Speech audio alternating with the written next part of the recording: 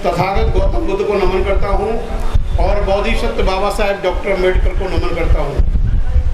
मेरे सभी प्रिय श्रोता और वक्तागण, मैं सर्वप्रथम भाई एस के गौतम और उन टीम को धन्यवाद देता हूँ जिन्होंने इस प्रोग्राम को ऑर्गेनाइज करा है। दूसरा, मैं हरगोविंद स्कूल के जो प्रिंसिपल साहब इंचार्ज हैं, मैनेजर हैं, मैं उनका भी धन्यवाद देता हूँ क्योंकि उन्होंने ये इस जगह ये पवित्र प्रोग्राम होने की पवित्र प्रोग्राम होने की अनुमति दी है। मेरे आदरणीय रतन सिंह एडवोकेट साहब गाजियाबाद से, प्रदीप अशोक जी बुलंदशहर से और ज्ञान प्रकाश जी और मेरे कर्नल अशोक जी और प्रिंसिपल BS पंकज जी, बाकी और प्रिंसिपल साहब को मैं थोड़ा सा जानता नहीं हूँ तो मैं अपनी बात बहुत शॉर्ट में कहूँगा। मेरे भाइयों, मैं बहुत शॉर्ट में अपनी बात कहूँगा, मैं ज़्यादा टाइम नहीं लूँगा। 7:15 बज रहे हैं, 7:30 बजे अपनी बात ख़त्म करूँगा। मेरे भाइयों, आपने होटल के बाहर देखा होगा एक सेंटेंस लिखा रहता है जब हम नेशनल हाईवे पे जाते हैं, दी food brought from the outside is not appreciated. वह खाना जो बाहर से लाया जाएगा उसका यहाँ पर कोई स्वागत या सम्मान नहीं दिया जाएगा। मेरा आपको संदेश ये है कि जो भी वक्ता बोलें वो कृपया किसी किताब में से या कागजों में से देख के ना बोलें, क्योंकि ये बहुत ज़्यादा, ये कोई आखिरी भाषण या प्रोग्राम नहीं है कि इसको ही जीवन भर बोलते रहे, बिना देखे बोलें। और 10-15 मिनट से ज़्यादा इंसान को नहीं बोलना चाहिए। स्वामी विवेकानंद 2 मिनट बोले थे अमेरिका में, पूरे विश्व में हाहाकार मच गया था। मेरे भाइयों, धोखे की मोहब्बत से अदावत बेहतर है और 100 साल की गुलामी से बगावत बेहतर है। मैं पहले अपने जो नौजवान साथी है जरा मैं उनका करेक्शन कर दूं, जो कह रहे थे कि एजुकेट एंड यूनाइट वर्ड इस्लाम से लिए गए हैं, बल्कि मैं बता दूं कि इस्लाम का पूरा दर्शन, क्रिश्चियन रिलीजन का पूरा दर्शन बौद्ध धर्म से लिया गया है। जब आप कहते हैं कि बुद्धं शरणं गच्छामि, धम्मं शरणं गच्छामि, संघं शरणं गच्छामि, तो इसका बुद्ध का मतलब शिक्षा से, एजुकेशन से, शिक्षित बनने से है। जब हम कहते हैं कि धम्मं शरणं गच्छामि तो उसका मतलब ये है कि भाई आप संघर्ष करिए, और ऑर्गेनाइज का मतलब संघं शरणं गच्छामि से है। आजकल जो दूसरा एक प्रोग्राम बी दी पीपल का चल रहा है, वो सिर्फ कहते हैं संगम नमामि, संगम नमामि, संगम नमामि। उन्होंने बुद्ध की कंसेप्ट को और धम्म की कंसेप्ट को छोड़ दिया है, जो आने वाले समय में देश के लिए बहुत ज़्यादा घातक है।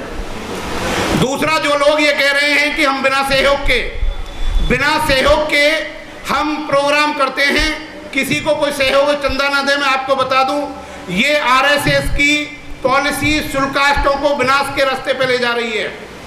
जिस प्रोग्राम में बी दी पीपल के लोग प्रोग्राम करते हैं वो सब बुद्ध विहार समाज के सहयोग से बने हैं, उनके योगदान से बने हैं। किसी ने ईंट दी है, किसी ने मेहनत दी है, किसी ने राजमिस्त्री का काम किया है। तो आप ये समझ लें कि मैं आपको बिल्कुल क्लियर बता दूं कि रशियन थिंकर क्रॉम्पटन की एक बुक है, एक थीसिस है, एक वर्ल्ड फेमस लेख है, दी कॉपरेशन एंड स्ट्रगल, सहयोग और संघर्ष। उसके अंदर बताया गया कि कोई भी संघर्ष इस देश के अंदर बिना सहयोग के कामयाब नहीं हो सकता। अगर कोई MP का चुनाव लड़ रहा है, उसे आप एक वोट ना दें तो कभी नहीं जीत सकता। 1905 में प्रोफेसर जो केमिस्ट्री के मॉडर्न फादर हैं प्रफुल्ल चंद्र राय ने एक पुस्तक लिखी, the history of Hindu chemistry. उन्होंने बताया कि भारत के पतन के और गुलामी के केवल 2 ही कारण हैं। नंबर 1, भारत के अंदर वैज्ञानिक शिक्षाओं को रोकना और जातिवाद का होना। गीता और जो पुराण या वेद की शिक्षाएं हैं उन्होंने भारत को गुलाम बना दिया है। इसलिए मैं आपको कहना चाहता हूं, आप बड़े ध्यान से बातें सुने कि 1956 में लिंच नाम के अंग्रेज ने एक बुक लिखी थी, द पॉलिटिक्स ऑफ अनटचेबिलिटी, जो बाबा साहब के टाइम में ही लिखी गई थी। उसने बताया जब मैं विभिन्न देश के विभिन्न भाग के शुल्काष्टों से मिलता हूं तो मैं देखता हूं कि उनके एनर्जेटिक सहयोग को मैं देखता हूं तो मुझे लगता है कि ये पेरिस की मीनार ना खड़ी कर दें। जब इनके आपसी कलह और इनकी दुश्मनी को देखता हूं तो मुझे लगता है कहीं रोम के खंडर ना मिल जाए। मेरे साथियों, आप ये लगा लें, आप ये देख लें कि बोनापार्ट नेपोलियन कहा करता था कि अगर 100 सिंहों का सरदार एक कुत्ता होगा तो सारे सिंह कुत्ते के भांति लड़ेंगे।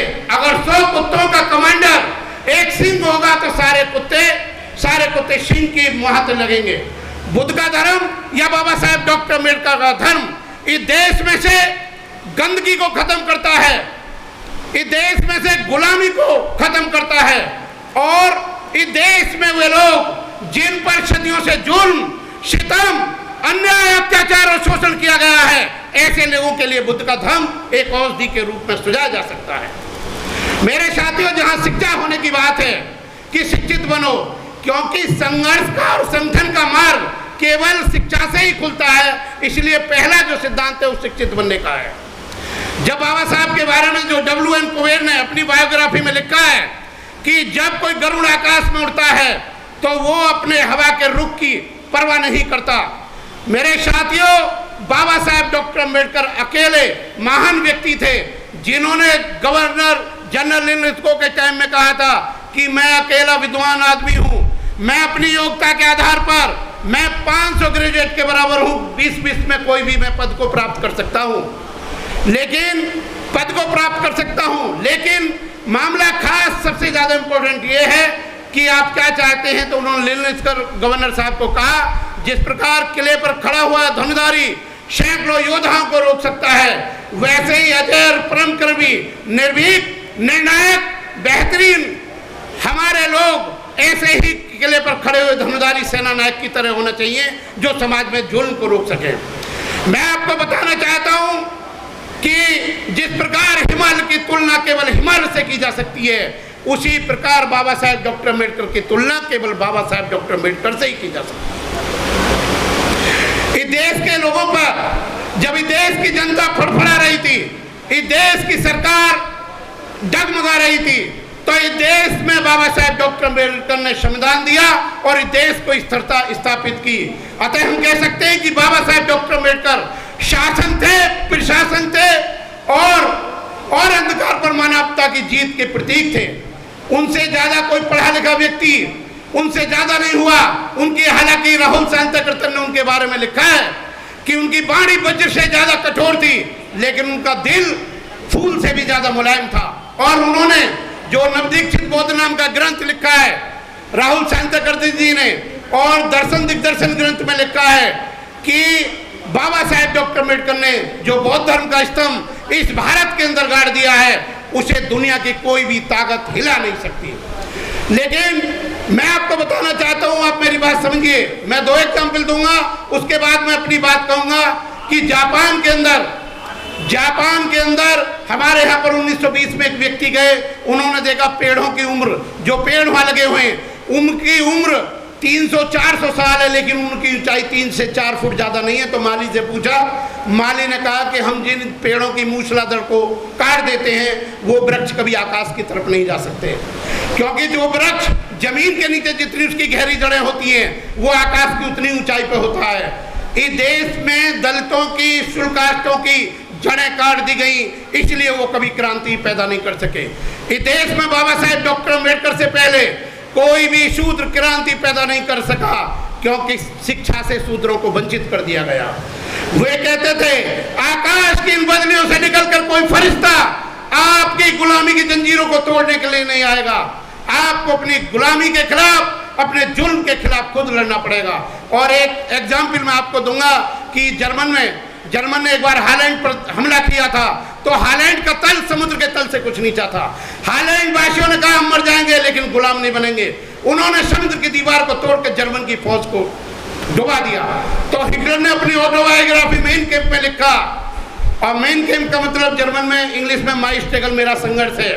उसमें लिखा, अरे दुनिया में न तो संगीन इतनी खतरनाक होती है, न एटॉमिक बम होता है, जितना मनुष्य का सेल्फ कॉन्फिडेंस होता है।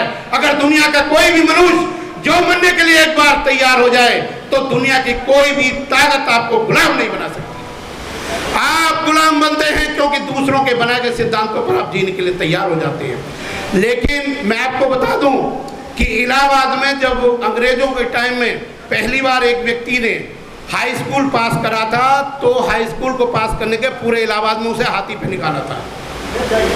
लेकिन बाबा साहब पहले व्यक्ति हैं जिन्होंने हाईएस्ट एजुकेशन केवल भारत में ली थी, नंबर 1। नंबर 2 उनके बाद में डॉक्टर के.आर. नारायण साहब ने ली थी। और के.आर. नारायण साहब कहा करते थे कि जुल्म करने वालों को सहनशील व्यक्ति के प्रकोप से डरना चाहिए। मेरे साथियों, मैं आपको कहना चाहता हूं कि आज जो व्यवस्था हमारा शोषण कर रही है, हम उन मंदिरों में दान देते हैं, उनका सहयोग करते हैं और उनको खुद अपने खिलाफ में दुश्मन पैदा कर रहे हैं। आज जो भी रविदास के मानने वाले हैं या कबीर के मानने वाले हैं, अगर वो किसी हिंदू मंदिर में ना जाएं तो मैं कहता हूं कि सारा जुल्म एक दिन में खत्म हो सकता है। हमारी स्त्रियां, हमारे लोग जाके मंदिर में नस्तिक होते हैं। जब तक आप 24 कैरेट के आप बिल्कुल नास्तिक नहीं बनोगे तो बाबा साहब की 22 प्रतिज्ञाओं को आप फॉलो नहीं कर सकते। बाइबल का एक बयान है कि the God created the man in his own home, कि भगवान ने मनुष्य को अपनी शक्ल के अनुसार बनाया है। हिटलर का जो गुरु फ्रेडरिक नीत्शे है, जर्मन का फिलोसोफर, उसने कहा यह दुनिया का सबसे झूठा वाक्य है। वाक्य यह है कि man created the God in his own image, आदमी ने भगवान को अपनी शक्ल के अनुसार बनाया है। अफ्रीका के लोगों के होठ मोटे हैं, वो अपने भगवानों के होठ मोटे करते हैं। अंग्रेजों की आंखें नीली हैं, वो अपने भगवान की आंखें नीली करते हैं। और भारत के लोग अपने भगवानों को, देवी देवताओं को अपनी शक्ल के अनुसार बनाते हैं। और इस पे पेरियार रामस्वामी का एक बयान है कि देश के दलित जब तक हिंदू देवी और देवताओं की पूजा करते रहेंगे, इस देश में से 1000 साल बाद भी गुलामी खत्म नहीं होगी। हम इसका पोषण स्वयं कर रहे हैं। और मेरे साथियों, मैं आपको बता दूं कि भारत का संविधान में बौद्ध धर्म उसी प्रकार मतलब कि अंदर है जो भगवान बुद्ध की शिक्षा है। जो लोग आपका भला करना चाहते हैं वो मछली को मगरमच्छ से बचा के पानी से बाहर फेंक देते हैं तो मछली की मृत्यु निश्चित होती है। आप अपनी वोट की कीमत को समझिए।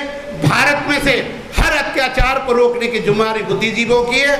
हम प्रिंसिपल या टीचर जो भी यहाँ आए हैं, हमारे जो नेटिव गांव हैं, हमारा जो एरिया बुलंदशहर, मेरठ, अलीगढ़, खुर्जा वगैरह जो भी है, हमें वहाँ पर साल में एक बार अपने बल का प्रयोग करके सामाजिक प्रोग्राम करना चाहिए। जब हम सामाजिक क्रांति भारत में ला सकते हैं, भारत में से ब्राह्मणवाद को खत्म करना है ना जी। तो मैं बाद में अपनी एक बात कह के बात खत्म करता हूँ कि जुल्मों का बीज हम बोने नहीं देंगे, अपने भारत को आग हम लगने नहीं देंगे। ए वतन तेरी खुशियों की कसम, तेरे दामन पे दाग हम लगने नहीं देंगे। जय भीम, नमो बुद्धाय। बहुत बहुत धन्यवाद। Thank you.